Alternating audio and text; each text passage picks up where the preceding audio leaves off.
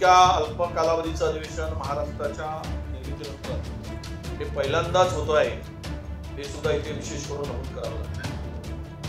खरं तर वेगळ्या विदर्भानंतर जे काही करार झाले त्या नियमाप्रमाणे हे अधिवेशन चालण्यात होतं। ठीक आहे, आपण कधी कमी जास्तपणा झाला असेल, 10 दिवसाचं अधिवेशन, वर्किंग डेज, अपघाताचे 10 दिवस किमान अधिवेशन कालावधीमध्ये झाले, परंतु नवीन सरकार आल्यानंतर आणि विदर्भातील मुख्यमंत्री झाल्यानंतर विदर्भातलं हे पहिलं अधिवेशन किमान 3 आठवड्याचं असेल अशी आमची सगळी अपेक्षा होती, वैदर्भीय जनतेची अपेक्षा होती। कारण विदर्भामध्ये गेल्या अनेक दिवसापासून अधिवेशनामध्ये जो कालावधी, त्या कालावधीचं अधिवेशन अपेक्षित होतं काही झालं नाही। विदर्भात खूप मोठे प्रश्न आहेत आणि त्या प्रश्नावर चर्चा व्हावी, विदर्भातील प्रश्नाला न्याय मिळावा आणि त्यासाठी या अधिवेशनाचा उपयोग व्हावा अशी रास्त अपेक्षा विदर्भीय जनतेची होती। पण त्याला सुद्धा हरताळ बसण्याचे काम या सरकारने केलेलं आहे।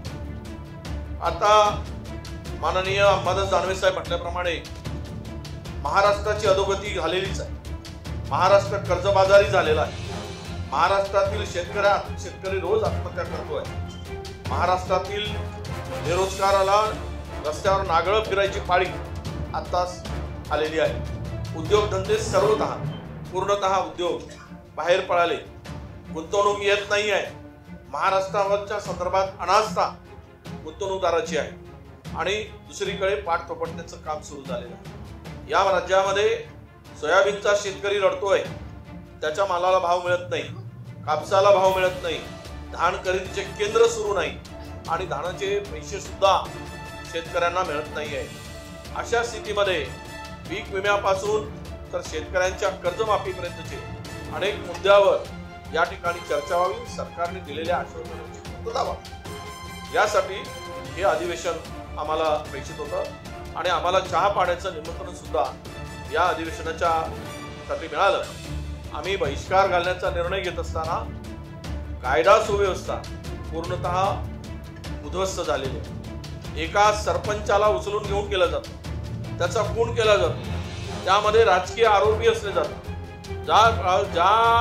ज्यांचं पाठबळ या खून करणाऱ्यांना आहे त्याला ते मंत्रिपदाची शपथ सुद्धा दिली जाणार आहे, अशा प्रकारची चर्चा सुद्धा आहे। मग अशा स्थितीमध्ये हे जर खून करणाऱ्या राजकीय गुंडांना आश्रय देणारं जर सरकार असेल तर मग चहा पाण्याला जाण्यात काय अर्थ?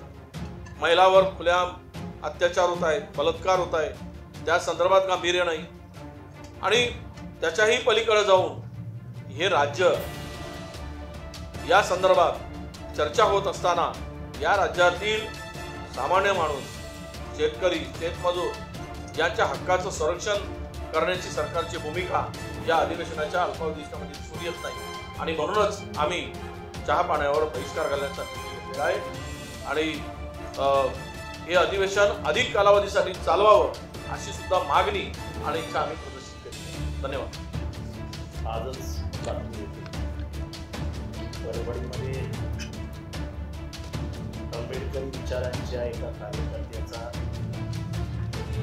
कारागृहात एकदम मारहाण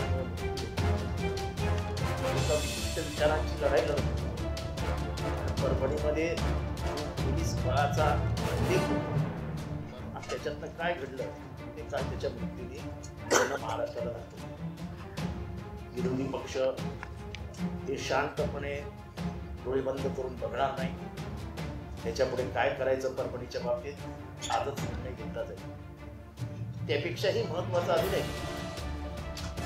बीडमध्ये संतोष देशमुख या एका सरपंचाची त्याच्या गाडीसमोर गाड्या आडवे घालून त्याला गाडीत उतरून आणि त्याला नंतर मारून त्याच्या तोंडावरती लघुशंका करून त्याला पाय चाटायला लावून अशी निर्गुण हत्या महाराष्ट्राच्या इतिहासात, राजकीय हत्या महाराष्ट्राच्या इतिहासात झाली। त्याच्यातले जे आरोपींची नावं पुढे येत आहेत ते सगळे आरोपी हे तेथील पालकमंत्री म्हणण्यापेक्षा डॉन यांच्या जवळचे आहेत असा त्यांचा राजकीय इतिहास आहे. त्याच्यातला एक प्रमुख आरोपी वाल्मिक कराड यांची गुन्हेगारी पार्श्वभूमी ही बीडमधल्या छोट्यातल्या छोट्या पोरालाही माहिती. मागील 2 वर्षामध्ये बीडमध्ये 32 खून झाले. 32 खून. महाराष्ट्रातल्या लोकांना हे माहिती नसेल की पोलिसांनी साधी त्याची दखल घेतली. आणि आजपर्यंत इतिहास बीडचा असाच आहे की वाल्मिक कराडनी कोणालाही उचलावं, कोणालाही मारावं, त्याचा मृतदेह गायब करावा, म्हणजे डॉन विटो कॉर्लिओन, गॉडफादर मधला जो होता ना डॉन, त्याच्यापेक्षाही एक भयंकर मोठा डॉन इटली मधनं निघून डायरेक्ट बीड मध्ये आला की काय वाटायला लागलं. आणि त्याच्यामुळे हे सगळं प्रकरण गंभीर आहे. मंत्रिमंडळाची स्थापना होत असताना त्याच्या 2-4 दिवस आधी हे सगळं घडतं आणि त्याची दखलही घेतली जात नाही. पोलीस त्याला उत्तरही देत नाही. चौकशी करणारे पोलीस आरोपींबरोबर चहापान करताना दिसतात. हे महाराष्ट्र सरकारची लाच घालवणार नाही तर एका संस्कारक्षम राज्याची मानहानी करणार आहे. महाराष्ट्रामध्ये जंगलराज कधी नव्हतं, पण बीडच्या माध्यमातून हे राज्य कसं चालणार आहे हे महाराष्ट्राला इशारा देत आहे. पाशवी बहुमताच्या जोरावरती आम्ही काय वाटेल ते करू असं जर तुम्हाला वाटत असेल तर ह्याच महाराष्ट्रातनं बलाढ्य असं इंग्रजांना भारत छोडो हा आवाज देणारा मुंबईत आवाज निघाला आणि अखेरीस ब्रिटिशांना जावं लागलं. तसंच या ईव्हीएमच्या आधारावरती निवडून आलेले हे सरकार, त्याचा आवाजही महाराष्ट्रातच फुटला आहे. मार्कडवाडीला पहिलं आंदोलन झालं, ते मार्कडवाडीला झालेलं आंदोलन चिरडून टाकण्याचं काम या सरकारने केलं. नको त्यांना आरोपी दाखवून त्यांना अटक करण्याचा प्रयत्न केला. सगळ्यांची मुस्कटदाबी झाली. पण मला आनंद ह्या गोष्टीचा आहे की एक मार्कडवाडी होऊन लोक थांबली नाहीत. तर आज जिल्ह्या गावागावामध्ये विरोध प्रदर्शन होतं आणि महाराष्ट्र जेव्हा पेटतो तेव्हा एक क्रांतिकारी भूमिका देश घेतो. हा या देशाचा इतिहास आहे. त्यामुळे ईव्हीएम विरुद्ध महाराष्ट्रात सुरू झालेली लढाई आता देशभर वणवा पेटवेल याबाबत आमची खात्री आहे. त्यामुळे या अधिवेशनामध्ये बीड असो, बीड मधल्या सत्ताधारी पक्षाच्या नेत्यांचा जो गुन्हेगारी इतिहास आहे त्याच्यातनं झालेल्या हत्या, 32 हत्या 2 वर्षात, याची चौकशी व्हावी. परभणीमध्ये जे काय झालं याची चौकशी व्हावी. आणि ह्या पार्श्वभूमीवर अशा माणसाचा मंत्रिमंडळात समावेश करून महाराष्ट्राची लाच चव्हाट्यावर आणण्याचं काम झालेलं आहे. त्याचा आम्ही विरोधी पक्ष म्हणून निषेध करतो आणि येणाऱ्या 8 दिवसामध्ये विरोधी पक्ष सक्षमतेने, संख्या हे काही फार महत्वाचं गणित नसतं, शेवटी महाराष्ट्राला दिशा देणारा विरोधी पक्ष हा इथे असेल एवढं आम्ही खात्रीपूर्वक सांगतो. एकत्रितरित्या या पाशवी बहुमताशी आम्हाला लढावं लागेल आणि लोकांचे आशीर्वाद आमच्या मागे असतील. कारण का ज्या पद्धतीने लोक ईव्हीएम विरुद्ध रस्त्यावर उतरले त्यातनं एक लक्षात येते की लोकांना लोकशाही वाचवायची आहे आणि लोकशाही वाचवण्याच्या लढाईत आम्ही सगळे एकत्र आहोत. एवढंच या ठिकाणी ह्या निमित्ताने चहापानावर बहिष्कार घालत असताना आम्ही आमच्या सगळ्यांच्या वतीने सांगतो. थँक्यू. हा शपथविधीचा आणि विरोधी पक्ष नेतेपदाचा, विरोधी पक्ष नेतेपदाची तुम्हाला भूमिका स्पष्ट करतो. सभागृह चालवत असताना माननीय विधानसभा अध्यक्षांची जबाबदारी असते. विरोधी पक्षाच्या लोकांना बोलवतात, त्यांनी त्या पद्धतीचं नाव वापरून त्याच्यानंतर त्यांनी जाहीर करावं, त्याला कुठलाही अर्ज लागत नाही. आणि त्यांची ती जबाबदारी, ती कस्टोडियन आहे. त्यामुळे असा अर्ज जर तुम्ही सांगताय तर फक्त आमच्या विधानसभा अध्यक्षाच्या कामकाजावरच अडचणी पत्रकारांना निर्माण करू नये असं आमचं मत आहे. विधानसभा अध्यक्ष आमचे सभागृहाचे, त्यांचा आदर वेगळा असतो.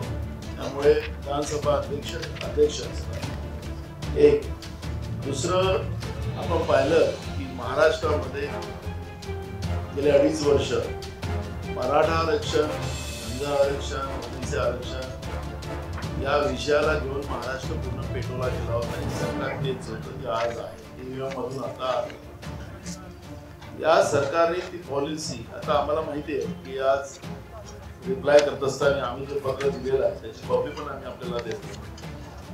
तर ते रिप्लाय करत असताना ते सांगतील की मागच्या वेळेस सांगितलं एवढा मोठा अर्ज नसतो, एवढी काही माहिती द्यायची नसते, विदर्भात अधिवेशन आहे, विदर्भातली चर्चा नाही, आता विदर्भातही सगळे प्रश्न मांडलेले आहेत. मला असं वाटतं की सत्ता पक्षाने फेकाफेकीची विचार करू नये.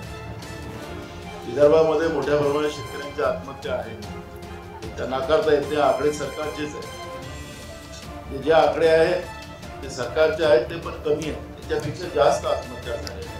बेरोजगारांचा प्रश्न अजून भयानक आहे. आणि सोयाबीनला